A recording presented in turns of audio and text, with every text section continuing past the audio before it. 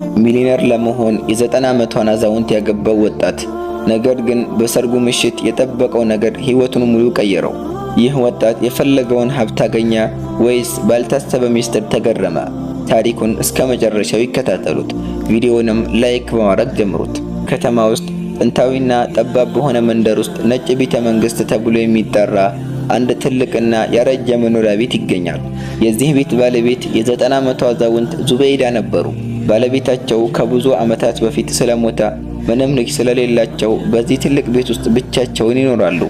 የቤቱ ዋጋ በሚሊዮን የሚቆጠር በመሆኑ በከተማው ያሉ ስግብግብ ሰዎች በሙሉ ቤቱን ለመውረስ አይናቸውን ጥለውበት ነበር። በዚሁ ከተማ ሌላኛው ጫፍ ላይ ሰልማን የተባለ አንድ ወጣት ይኖር ነበር። ሰልማን መልከ መልካምና ጠንካራ ቢሆንም ልቡ ግን በስግብግብነትና በምኞት የተሞላ ነበር። ስራ መስራት አይወድም።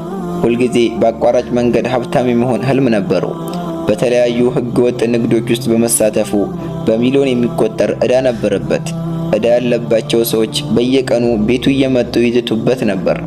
አንድ ቀን ጓደኛው በጨዋታ መልክ እንዲህ አለው፣ ሰልማን ሆይ ያችን አዛውንት ዙበይዳን ብታገባ የከተማው ትልቅ ሀብታም ትሆናለህ አለው። ሰልማን ይህንን እንደ ቀልድ ሳይሆን እንደ ትልቅ እድል ወሰደው። ወዲያውኑ እቅድ አወጣ። ሰልማን ዙበይዳን ለመቅረብ ሃይማኖተኛ ሰው መስሎ መታየት ጀመረ።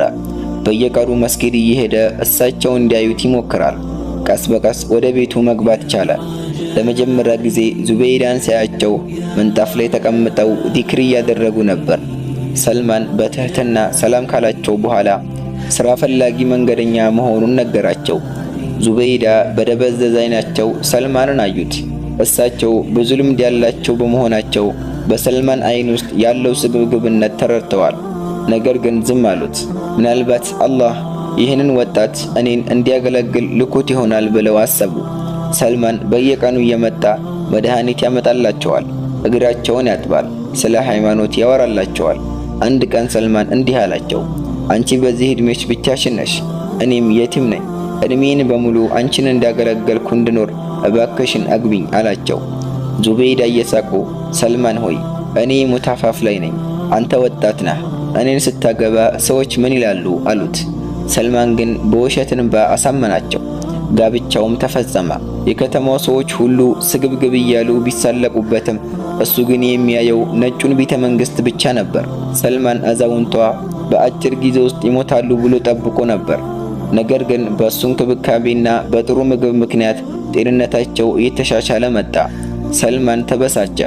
ቤቱ ውስጥ የታሰረ መሰለው። አንድ ቀን ዙበይዳ ጠበቃ መጥራታቸውን ሰማ።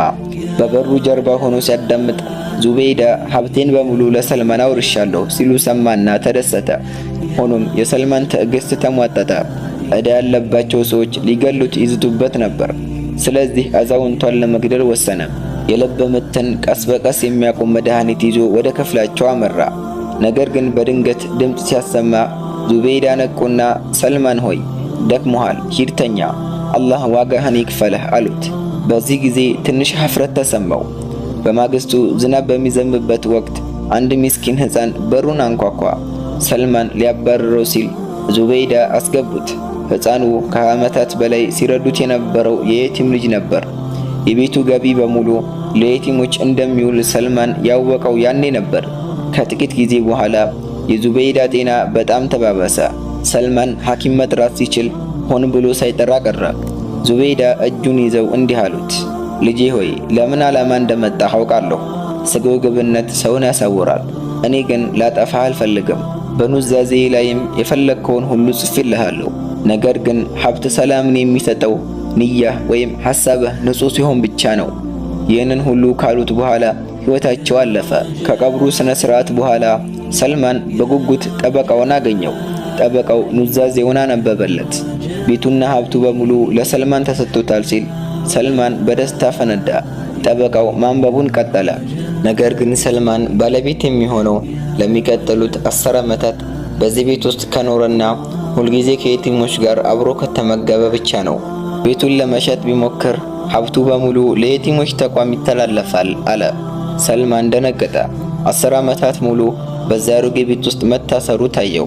ነገር ግን ዙበይዳ ያስቀመጡለትን የቪዲዮ መልእክት ታየ።